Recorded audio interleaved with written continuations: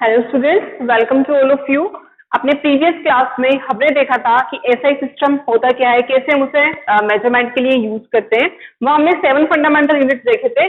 उसमें 7th unit जो है वो टाइम होती है, जिसके लिए एसआई ने अपना जो यूनिट दिया है टाइम के लिए, उसने जो यूनिट दिया है वो सेकेंड्स में मेजरमेंट करते हैं हम। ठीक है, उसके बाद हम चलते हैं, कुछ प्रीफिक्स की बात करता है SI system. Prefix used in SI system. अब प्रीफिक्स होते क्या है, देखो पर्टिकुलर 7 फंडामेंटल यूनिट हमें एसआई सिस्टम ने दे दी है। अब उन्हीं यूनिट्स में हमें मान लो उससे डिफरेंट, मान लीजिए आप लेंथ की बात करते हैं, हम लेंथ के लिए एसआई के अकॉर्डिंग हमारा जो यूनिट है, स्टैंडर्ड यूनिट क्या दिया है, उसने हमें मीटर दिया है। अब मान लो आपके पास 1 मीटर से छोटा कैलकुलेशन आ गया मीटर में, तो आप उस यूनिट को चेंज कैसे करोगे? तो उसके लिए एसआई ने हमें फैसिलिटी दी है कि उसने हमें कुछ प्रीफिक्स भी दिए हैं। उन्हीं प्रीफिक्स की हम यहाँ पर बात करने वाले हैं। देखो ये कुछ प्रीफिक्स है, इन्हें हम लर्न करेंगे।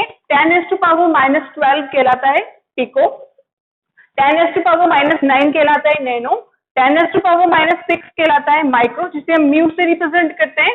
ठीक है, म्यू का सिंबल कुछ इस तरह का होता है। उसके बाद 10⁻⁻3 कहलाता है मिली, स्मॉल एम से रिप्रेजेंट किया, आपने सुना होगा मिलीमीटर। ओके, ये वही सारे प्रीफिक्स है।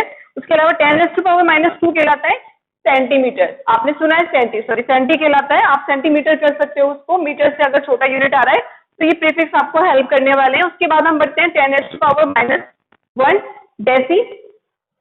10⁻1 लिख दो या सिर्फ 10 भी लिख सकते हो, तो उसे हम डेका कहेंगे। 10⁻2 हेक्टो, इसके लिए हेक्टो दिया है उसने यूनिट। 10⁻3 को किलो बोलते हैं। 10⁻6 को मेगा से रिप्रेजेंट करेंगे, 10⁻9 यानी गीगा से, और 10⁻12 यानी टेरा से। आपने सुना होगा जीबी, एमबी, तो ये वही गीगाबाइट, मेगाबाइट, ये वही सारे प्रीफिक्स है जो कि क्या करते हैं, these prefix make easier to manage the larger और स्मॉलर वैल्यूज। अब मान लो आपके पास कोई छोटा वैल्यू आ गया, आपको मीटर में दिया, आप मीटर में नहीं उसे मेजर कर सकते। मीटर के लिए आपको इतना बड़ा कोई ऑब्जेक्ट चाहिए, आपके पास छोटी लेंथ है, उसे आपको मेजर करना है, तो उसके लिए ये प्रीफिक्स दिए हैं। कितना छोटा है उसके अकॉर्डिंग आप सेट कर सकते हो, नैनोमीटर कर सकते हो उसको, पिकोमीटर कर सकते हो, माइक्रोमीटर कर सकते हो। कितना छोटा है वो आप यहाँ से देखोगे, क्लियर होती है चीज, और हम इसे अच्छे से क्लियर करेंगे। इसके अलावा प्रीफिक्स हमें क्या फैसिलिटी देते हैं? Prefix use to avoid very large और वेरी स्मॉल न्यूमेरिक वैल्यूज। आपके पास, आप लैब में कैलकुलेशन कर रहे हो, लार्जर वैल्यूज हैं, आपके पास स्मॉलर वैल्यूज हैं, यूनिट आपको एसआई ने फिक्स करके दिया है स्टैंडर्ड यूनिट, तो उसके अकॉर्डिंग आप उन्हें यहाँ से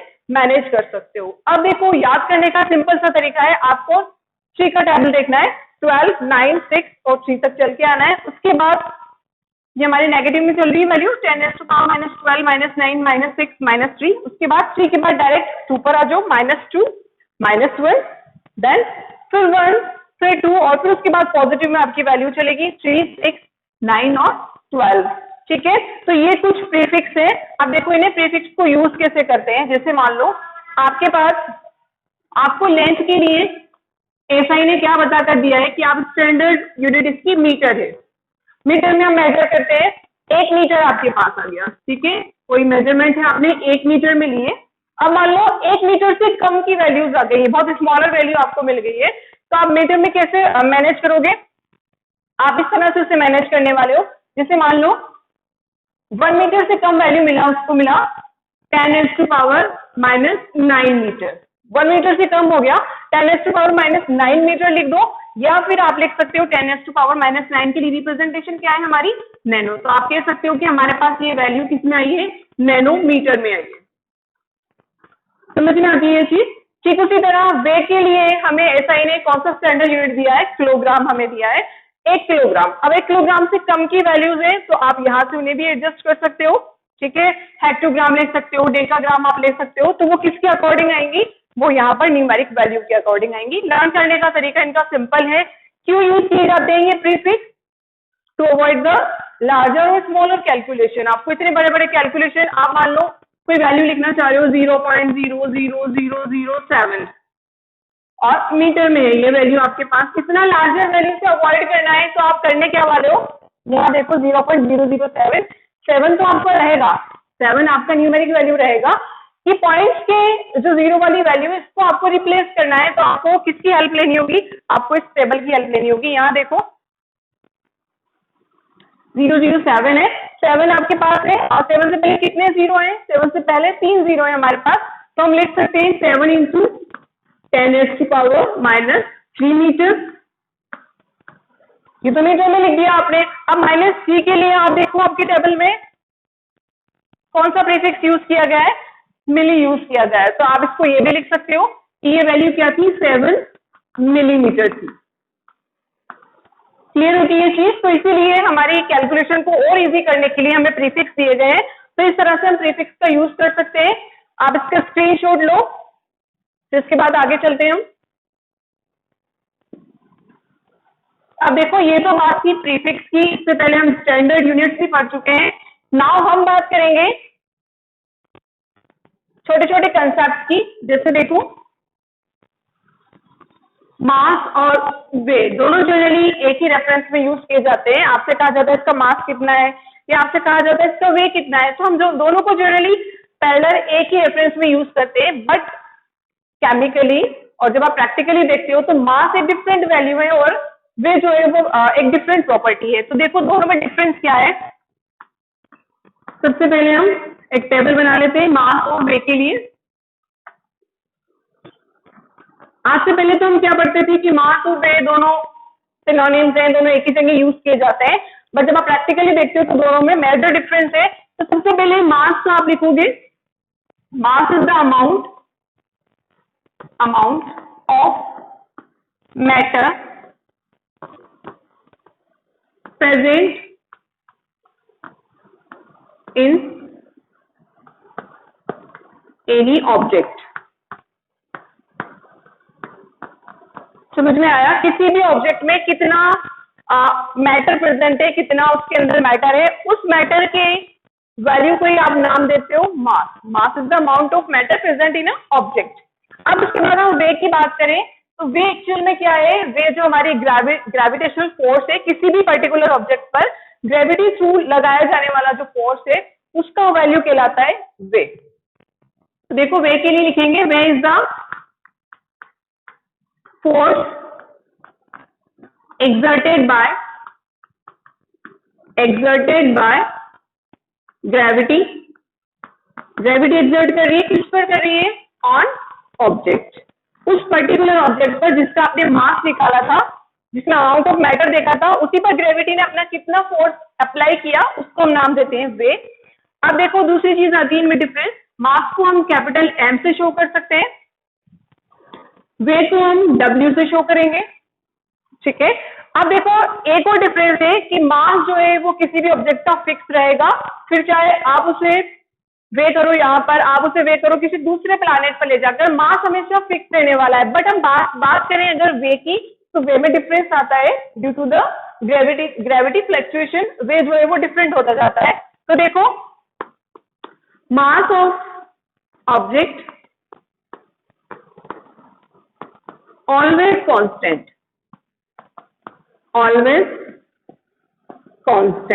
हमेशा कांस्टेंट रहेगा। आपने एक बार मास कर लिया, उसका देख देख के उसमें अमाउंट कितना प्रेजेंट है मैटर का, तो वो हमेशा फिक्स रहेगा। जबकि वे की अगर हम बात करें, वे कैन वेरी, चेंज हो सकता है place to place due to gravity. Due to gravity ये प्लेस टू प्लेस वेरी हो सकता है। अब उसके बाद हम एक मेजर डिफरेंस देखने वाले हैं दोनों के फॉर्मूला में। जो मेजर डिफरेंस है, देखो मास के लिए फॉर्मूला हम समझते हैं, mass equals here density into volume. Density को वॉल्यूम से मल्टीप्लाई किया तो आपको उस पर्टिकुलर ऑब्जेक्ट का मास मिलेगा। जबकि अगर हम बात करें वे की, तो वे हमारा मास से ही निकल कर आता है। जब आप मास को ग्रेविटेशनल फोर्स से मल्टीप्लाई करते हो तो वो हमारा वे निकल कर आता है। तो वे की ही फॉर्मूला होगा मास इंटू ग्रेविटेशनल फोर्स।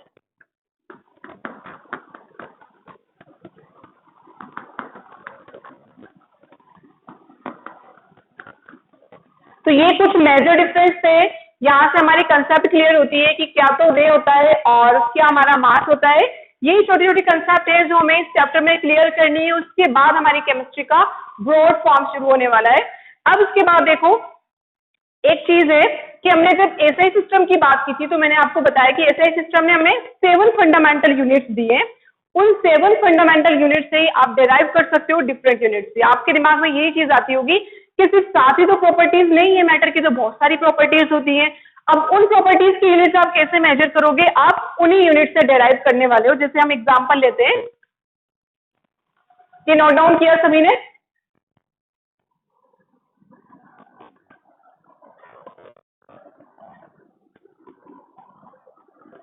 यहां देखो जैसे एसआई सिस्टम ने आपको लेंथ एक fundamental unit as a consider किया है उसने, तो उसके लिए लेंथ के लिए क्या यूनिट दी है एसआई ने? स्टैंडर्ड यूनिट क्या दी है हमें? मीटर। मीटर स्टैंडर्ड यूनिट दी है लेंथ के लिए। अब मान लो आपसे लेंथ ना पूछकर उसने वॉल्यूम पूछ लिया किसी पर्टिकुलर ऑब्जेक्ट का, इस चौक की लेंथ नहीं पूछी आपसे, लेंथ पूछते हैं तो आप मेजर करके और मीटर में बता देते हैं, जैसे भी आपको एडजस्ट करना था प्रीफिक्स के अकॉर्डिंग आप उसका यूनिट एडजस्ट कर लेते। बट अब इसने आपसे पूछा है वॉल्यूम, वॉल्यूम मेजर कर लोगे बट यूनिट क्या होगी, कैसे एक्सप्रेस करोगे? तो देखो वो वॉल्यूम हम डिराइव करेंगे यहीं से लेंथ से। तो देखो वॉल्यूम के लिए जनरली क्या होता है? Length into breadth into height, ये हमारा वॉल्यूम का फॉर्मूला है। ठीक है, आपसे किसी रूम का वॉल्यूम पूछता है तो रूम की लेंथ लोगे, उसकी ब्रेथ लोगे और उसकी हाइट लेने वाले हो। ठीक है, तो अब देखो लेंथ तो आपने मीटर में मेजर कर ली, या यूनिट की बात कर रहे हैं हम, लेंथ मीटर में मेजर कर लिया आपने, तो अब उसकी ब्रेथ चौड़ाई भी ऑब्वियसली मीटर में होगी ना। आपका जो भी रूम है, इस रूम की बातें हम कर ले, इसकी लेंथ आपने ली मीटर में, आप इसकी ब्रेथ यानी इसकी चौड़ाई, इसकी हाइट यानी इसकी ऊंचाई, वो भी आप किस में मेजर करने वाले हो? मीटर में मेजर करने वाले हो। तो वही चीज है कि हमने मान लो यहाँ लेंथ के लिए मीटर लिया, तो ऑब्वियसली ब्रेथ भी क्या है? लंबाई है, मीटर में ही मेजर होगी, वहां भी मीटर। हाइट, हाइट भी आपने किस में मेजर की? मीटर में मेजर की। तो हम यहाँ पर मीटर इंटू मीटर ना लिखकर वॉल्यूम के लिए हम लिख सकते हैं मीटर क्यूब। तो वॉल्यूम के लिए जो एसआई सिस्टम ने हमें फंडामेंटल यूनिट्स में 7 ही दिए हैं, बट हमने जो डेराइव किया है वो मीटर क्यूब डेराइव किया है। यानी हम कह सकते हैं कि वॉल्यूम का जो एसआई यूनिट है वो मीटर क्यूब है। क्लियर होती है चीज? तो इस तरह फंडामेंटल यूनिट से पर्टिकुलर यूनिट्स को भी डेराइव कर सकते हैं। आज हमने एसआई सिस्टम के बारे में सीखा, एसआई सिस्टम क्या यूनिट्स हमें देता है, क्या उसने यूनिट्स के अलावा प्रीफिक्स भी हमें दिए हमारी फैसिलिटीज के लिए, ताकि हम जो लेंथी कैलकुलेशंस है या स्मॉलर कैलकुलेशंस है उन्हें इजी कर सके। तो वही चीज हमने आज सीखी है। आपको सिंपल वर्क करना है, आपको ये सब नोट डाउन करना है और अपने नोट्स की कॉपी में एक बार अपना होमवर्क मुझे सेंड करना है। Thank you.